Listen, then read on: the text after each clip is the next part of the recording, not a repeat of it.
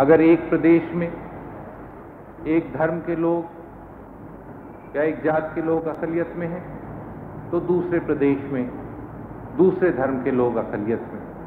लेकिन दोनों की जो कठिनाइयाँ होती हैं, जो मुश्किलें होती हैं, वो एक सी ही होती हैं। और अगर हमें देश के जनता में एकता फैलानी है, क्योंकि खाली जब एक हमारा समाज बराबर होने लगेगा तब देश की असली ताकत बनने लगेगी।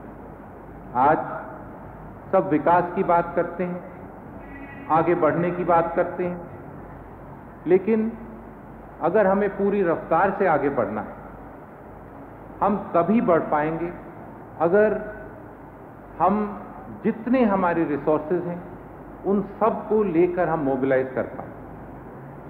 सबसे बड़ा हमारा रिसोर्स है मनुष्य का, ह्यूमन रिसोर्स जो है।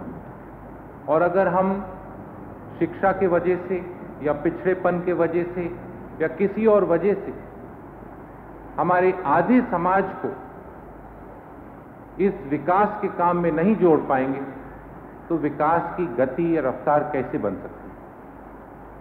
अगर तेजी से तरक्की पहुंचनी है तो सबसे पहले हमें अक़लियत के कमज़ोर से कमज़ोर हिस्सों में पहुंचना है और देखना है कैसे हम वहां काम कर सकते हैं, कैसे हम ढूंढ सकते हैं कि क्या क्या टैलेंट वहां छिपा हुआ है और उसे कैसे हम लेकर आगे बढ़ाएं, जिसमें वो व्यक्ति, वो लोग देश की सेवा फिर कर सकें, देश को आगे बढ़ाने की सेवा कर सकें। हमारी कोशिश हुई है कि पिछड़े से पिछड़े गांव तक अच्छी शिक्षा हम किसी तरह से पहुंचा पाएं। कुछ कोशिश हुई है कि एक स्टैंडर्डाइजेशन हो, शहरों से लेके देहात तक, अच्छे स्कूलों से लेके मामूली स्कूलों तक। हमारी कोशिश होगी कि अच्छे लड़कों को, लड़कियों को मौका मिलेगा अच्छी शिक्षा पाने की, चाहे वो कितने भी पिछड़े परिवार से आए या कितने पिछड़े इलाके से आए। हम खास ध्यान दे रहे हैं पिछड़े लोगों पर, लेकिन अगर हम एक तरह से देखते हैं कि सबसे पिछड़ी ग्रुप कौन सी बनती है, तो वो लड़कियों की और महिलाओं की बनती है। और खासकर जब हम अक़लियत में या हरिजनों में या आदिवासियों में देखते हैं, तो वहां तो खासकर लड़कियों की शिक्षा में बहुत कमी रह जाती है। बहुत वजह हैं, लेकिन हमें आज इस पर बहुत खास ध्यान देना है, क्योंकि देश आगे नहीं बढ़ सकता है अगर हमारी आधी आबादी पिछड़ी हुई रह जाए, हम आधी आबादी को शिक्षा न दे पाएं। हमें खास ध्यान देना होगा खाली स्कूलों पर नहीं, गांव से कितनी दूर स्कूल लगा है उस पर भी देना है। हमें देखना है कि टीचर अच्छे हों। हमें शायद देखना होगा कि लड़कियों के और लड़कों के मिले स्कूल जो हैं वो कम हों और खास लड़कियों के स्कूल ज़्यादा हों।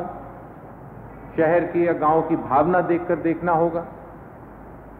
लेकिन शायद इस सब को करने के बाद भी सबसे ज़्यादा ध्यान हमारा जाना है लड़कियों पर नहीं, बल्कि उनके माँ बाप पर, उनके खानदान की स्थिति पर।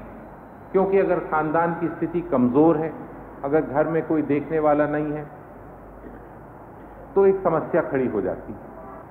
तब भी तरकीब निकालनी, अगर हम